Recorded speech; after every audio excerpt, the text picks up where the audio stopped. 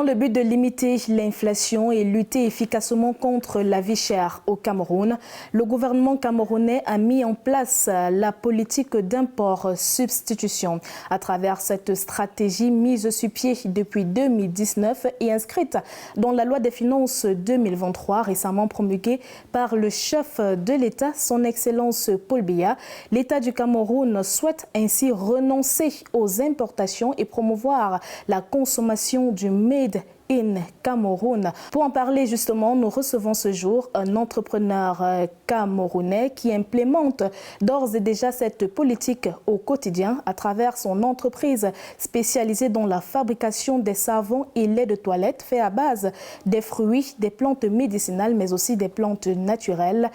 Apollinaire Ismaël Mengue est notre invité dans le cadre de l'entretien du jour. Mesdames, Messieurs, bonjour et bienvenue.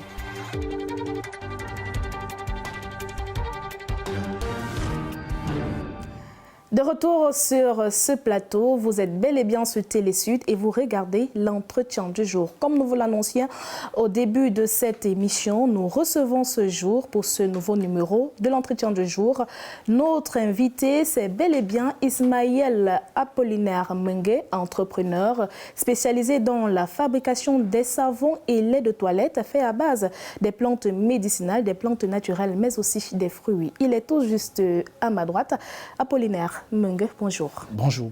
Et bienvenue sur le plateau de Télé Sud. Merci. Alors avec vous ce jour, nous parlons donc de la politique de l'import-substitution implémentée par l'État du Cameroun depuis 2019, mais qui tarde encore à prendre véritablement son envol. Selon vous, quels peuvent être les obstacles liés justement à cette politique qui traîne encore le pas au Cameroun? Merci. Avant de parler vraiment des obstacles, je tiens vraiment à remercier l'État camerounais, plus particulièrement son Excellence Paul Biya et tout son gouvernement. Depuis 2021, le gouvernement camerounais a, je peux dire, a stoppé l'importation des produits dont le Cameroun a la capacité de produire localement, en surévaluant les taxes au niveau de la douane. Jusqu'au jour d'aujourd'hui, nous devons continuer à remercier le gouvernement des efforts. Parce que si déjà l'État camerounais a pris le temps de surévaluer la douane, c'est pour booster la production locale. Ça fait donc 4 ans déjà que cette politique d'import-substitution a été mise sur pied par l'État du Cameroun. Elle est d'ailleurs inscrite dans la loi des finances, nous le disions à l'entame de cette émission, dans la loi des finances 2023 qui a été récemment promulguée par le chef de l'État, son Excellence Paul Biya.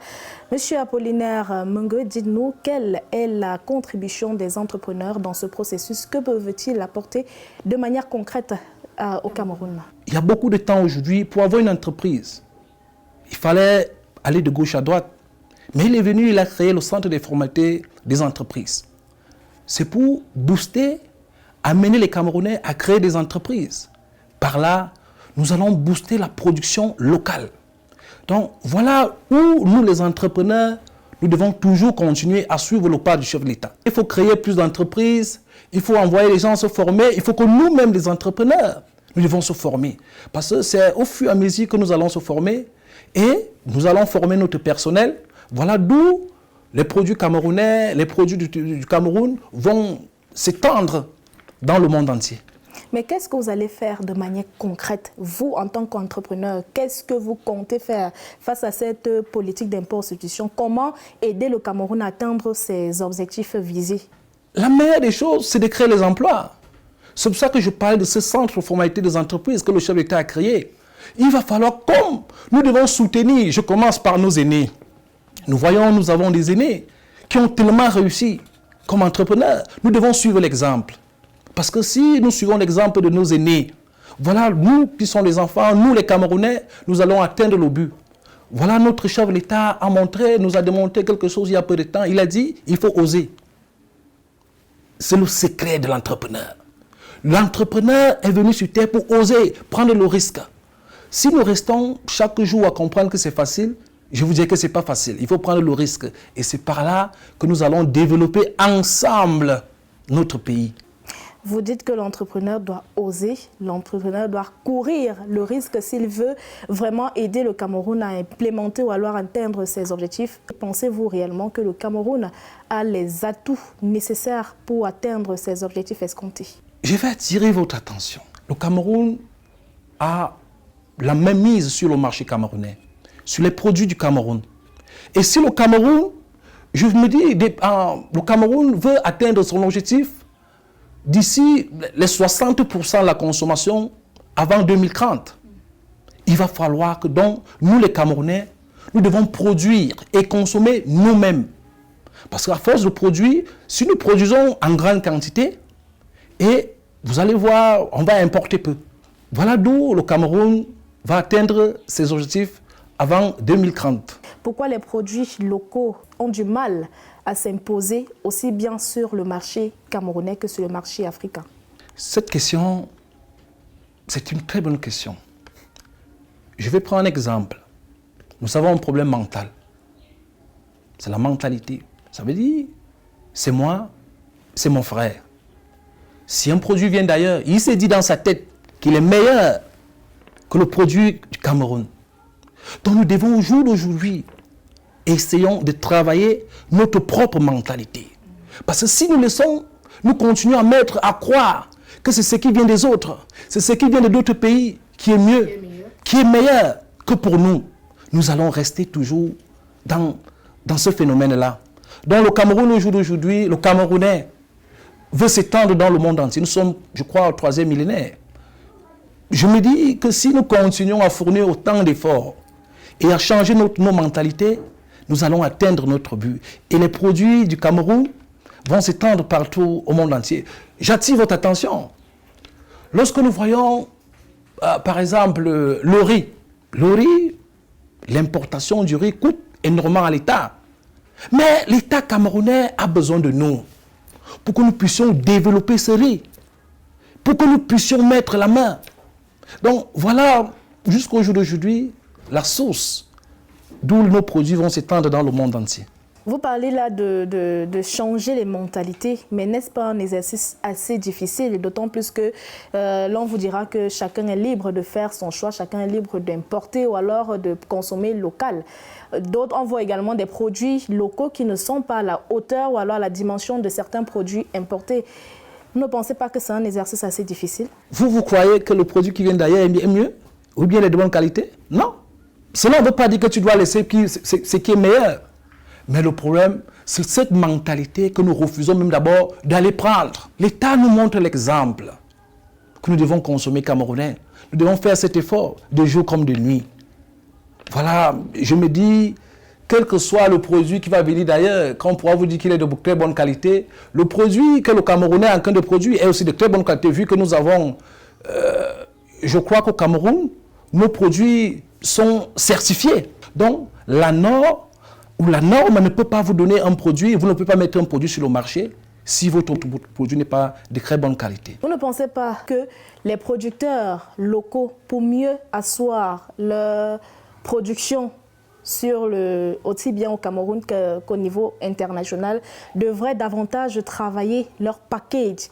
Je dirais tantôt, vous m'avez lu, il y a la différence entre un produit qui vient d'ailleurs et notre propre produit. Nous avons cette difficulté au niveau de l'emballage. Voilà.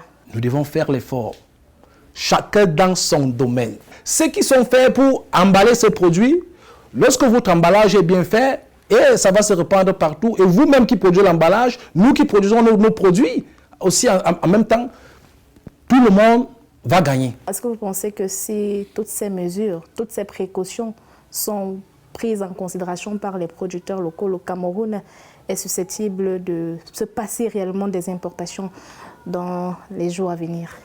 Je vous ai dit, l'État camerounais, le gouvernement a réduit les produits que nous pouvons produire localement. Ça veut dire ce que nous pouvons produire, nous allons continuer à produire et à mettre sur le marché. J'appelle toujours l'État camerounais à continuer à mettre derrière nous des formations. Parce que c'est par la formation que nous allons produire tout ce qui est ailleurs. Nous aurons le courage, nous aurons la force, nous allons oser, comme Son Excellence Paul Biya aime bien le dire, pour booster ses compatriotes. Vous, en tant qu'entrepreneur camerounais, pensez-vous que cette enveloppe qui vous sera donnée sera suffisante pour que la politique d'import-substitution prenne véritablement son envol au Cameroun? Je remercie le gouvernement, je remercie notre père et je remercie beaucoup plus nos aînés. Pourquoi? Parce que c'est par eux l'exemple que nous allons clicher. D'où ça va servir que ce montant, nous allons mieux l'utiliser pour que notre pays, pour que nos entreprises, pour que nos employés, pour que nos collaborateurs soient bien et mieux formés. Parlez-nous de votre expérience personnelle, vous en tant qu'entrepreneur spécialisé dans la fabrication des savons, des laits de toilette faits à base des plantes naturelles, des plantes médicinales, mais aussi des fruits. Comment vous faites à votre niveau pour booster la productivité locale et encourager la consommation du Made in Cameroun? La société Soplarussal, elle a été créée essentiellement en 2018. Mais par là, nous avons nos champs, parce que nous ferons dans le maraîcher, nous avons les champs de papaye, les champs de tomates. Donc, ça nous permet au jour d'aujourd'hui, lorsque nous allons au marché, nous écoulons nos tomates. Mais une quantité qui va rester, en temps donné, on jetait. Mais au jour d'aujourd'hui, nous démontrons que cette tomate qui va rester, ou cette papaye qui va rester, nous n'allons plus la jeter. Peut-être transformer. Exact. Nous allons la transformer en savon et lait de toilette. Je continue, je ne m'arrête pas seulement par là. Nous voyons le charbon. Nous avons des arbres en brousse. En temps donné, parce que moi je suis, lorsque nous faisons du charbon, par exemple, à la cuisine, avec de la cendre, nous avons tendance à prendre ce charbon, cette chance. Et le verser. Et le verser. Nous démontrons aujourd'hui la même cendre, le même charbon, la même cendre et le même charbon, nous le prenons, nous fabriquons du savon de toilette. Je continue quelque part. Les cabosses dans nos champs, les cabosses de cacao. Lorsque nous prenons le cacao lui-même, nous utilisons juste les fèves. Comment nous faisons de ces cabosses? Nous abandonnons dans les champs. Mais j'exhorte le Cameroun parce que nous transformons cela en soude acoustique. Ces cabosses. Donc voilà à peu près ce que la société Soplarussal fait. Et dans tout ça, nous avons toute une chaîne. Nous avons beaucoup d'employés, nous avons nous-mêmes et tout le reste. Nous contribuons à l'épanouissement, à l'évolution. Nous osons, comme l'a dit quelqu'un, pour le bien de notre pays. Merci à vous, Apollinaire Ismaël Mengue. Merci d'avoir honoré à cette invitation et merci d'avoir répondu aux questions sur Télésud. C'est moi qui vous remercie. Lorsqu'on parlait de l'enveloppe allouée par le chef de l'État. L'enveloppe de 136 millions. Ah, merci. Il va falloir que cette enveloppe, que le chef de l'État lui-même puisse veiller. Que nous, les entrepreneurs, nous qui osons, comme il a dit, que cette enveloppe puisse arriver vers nous. Je remercie vraiment le Cameroun, je remercie notre pays et je remercie tous les autres entrepreneurs. Que nous tous, nous puissions être unis pour le bien de notre pays, le Cameroun. Merci. Nous l'espérons également avec vous que cette enveloppe vous parviendra afin que, ensemble, vous puissiez, vous les producteurs locaux, vous les entrepreneurs, accompagner l'État du Cameroun dans l'implémentation de la politique d'import-substitution mise sur pied depuis 2019. Nous sommes parvenus, chers téléspectateurs, au terme de cette émission. Vous êtes bel et bien dans le cadre de l'entretien du jour. Ce numéro rentre en gare. Retrouvez-nous prochainement dans le cadre d'un nouveau numéro sur Télésud. D'ici à là, portez-vous bien et restez en compagnie des programmes sur Télésud. Bien le bonjour.